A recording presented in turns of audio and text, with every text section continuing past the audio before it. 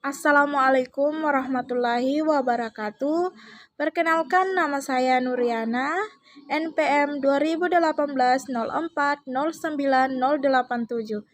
Jadi, kali ini saya akan mempresentasikan tugas kuliah saya, yang dimana di sini saya akan mempresentasikan materi yang berjudul Manajemen Pelayanan Kesehatan. Jadi, nonton video aku ya. Semoga bermanfaat.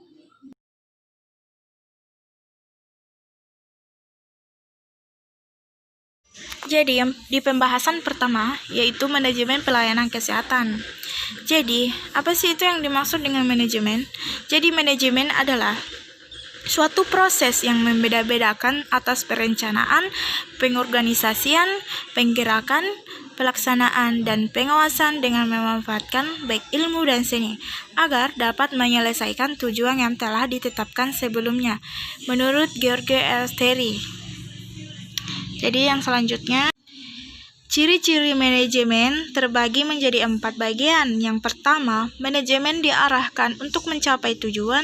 Yang kedua, manajemen sebagai proses perencanaan, pengorganisasian, penggerakan, pelaksanaan, dan pengawasan.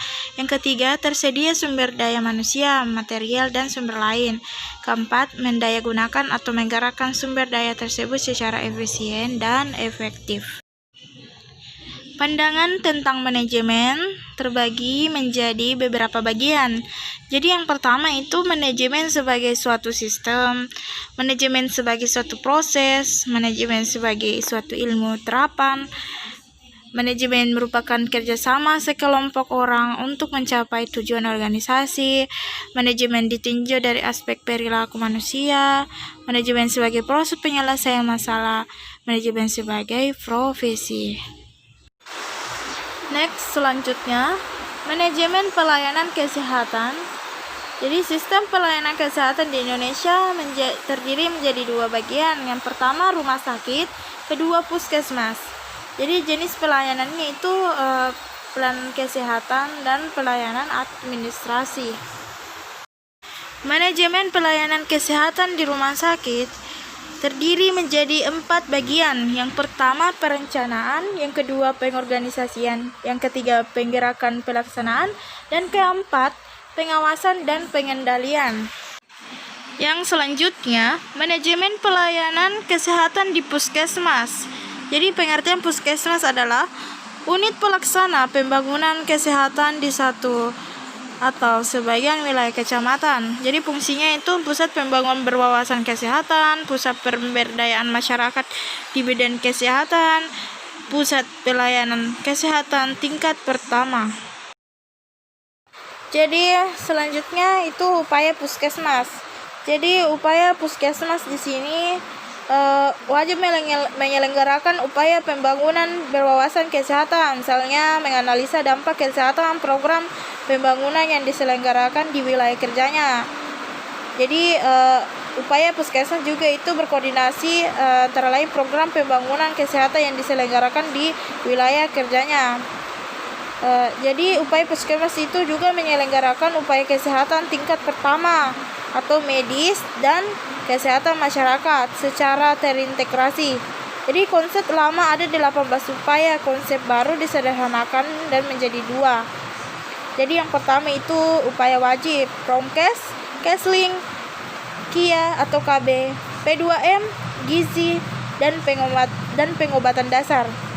Dan yang kedua, upaya pengembangan sesuai dengan kemampuan dan kebutuhan masyarakat dan wilayah setempat. Penerapan fungsi manajemen di puskesmas.